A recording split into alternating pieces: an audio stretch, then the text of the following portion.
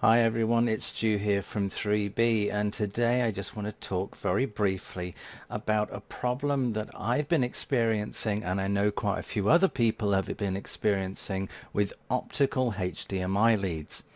Now, optical HDMI leads are used over where there is a requirement for usually 4K HDR over a long distance. Usually when you're sort of projecting, using a projector over a long throw, you know, when it's the other side of the room. Anything beyond 10 meters or 7 to 10 meters or more, a normal HDMI cable can't push that signal far enough and it starts to degrade. What you then need to push it further, because it's high bandwidth, it's 4K, it's HDR, it's a ton of data going through that cable, you need ideally an optical HDMI. Now here's the thing. I've been experiencing, and I know a lot of other people have been experiencing, problems with optical HDMI leads, regardless of brand, regardless of whether you're paying $80, £100, £200 or more. In cases you can spend an absolute fortune on these cables, and they all inherently have a potentiality of having a problem. And the problem is that it's either in the manufacturing of them or it's in the use of them.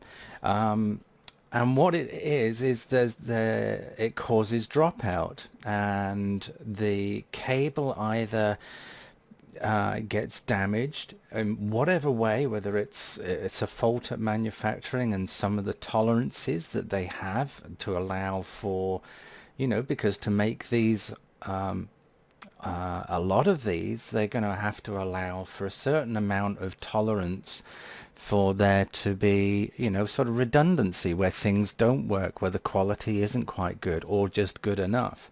And perhaps that tolerance is too low. Perhaps it needs to be higher to allow for better quality.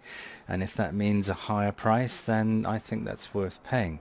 However, what we are seeing and what we are being fooled with is you know, that you pay 60, 70, $80 or more easily for an optical HDMI lead, and it doesn't seem to matter whether it's a low-end one, a mid-range one, or a high-end one. They all seem to some seem to have this problem.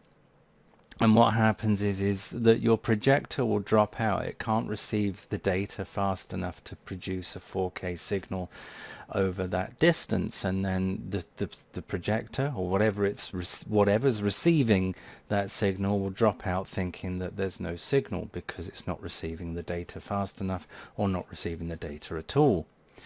Now, I don't know what exactly is the problem with these cables.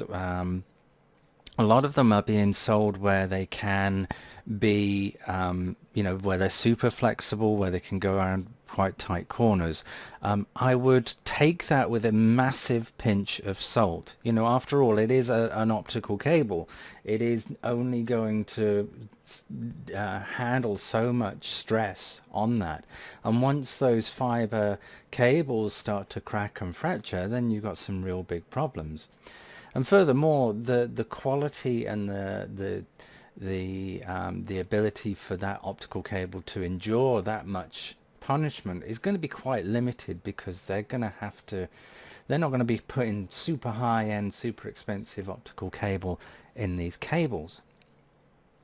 So to limit sort of any sort of stress being exerted by sort of going around corners or angles, I would limit the amount to no more than 90 degrees, really no more than 90 degrees, because anything more where it's starting to bend in on itself, I would also, you know, make sure that you're not got anything like that. Also, when you say if you have some excess optical HDMI cable, I would put it in a sort of roll it up in a sort of a big sort of not a ball, but you know what I mean. Where you wind it sort of slightly around your thing, around your arm, and it kind of, what am I talking about? But you know what I mean. Where you're storing it, make sure it's not too tight of a hoop, you know, what am I talking about? A circle. You know what I mean? Where you're sort of storing a cable.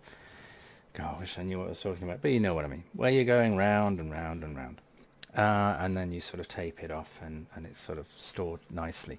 Make sure that that's not too tight. Make sure it's kind of loose and it has some degree of sort of flexibility there. So those are the things that I would look out for. So if you do have some problems with your projector or TV or whatever it is that's on a longer distance dropping out, it's the very strong likelihood that it's the optical HDMI cable that somehow has got damaged, somehow there's a fault in the manufacture of that cable, and then just return it. My advice would be to get it from Amazon, because returns are super easy and super quick, without too much problem. If you're getting it sort of elsewhere, you may have to wrestle a little bit more to return it, because that can be a real pain in the ass, especially when it's an expensive cable. You don't want to have to wrestle. And with Amazon, you know, you can tell them that it's not working, they'll send you a new one whilst you're returning the other, so it allows you to chop and change. So that's sort of my advice on that front. So there is a problem, I believe, with optical HDMI. I hope it gets sorted, and I hope the quality of them increases. But to limit that, any damage that you may cause, don't put them through tight angles, no more than 90 degrees. Store them, if you've got an optical cable, store it sort of nicely in a wide, sort of curled up hoop of wire, and then sort of use some cable ties to kind of keep it nice, but don't do it too tight. Yeah, so those are sort of the main things I would advise with using optical HDMI. And then if it's still causing problems, then return it immediately. So that's me. I'll catch you again very soon. Take care.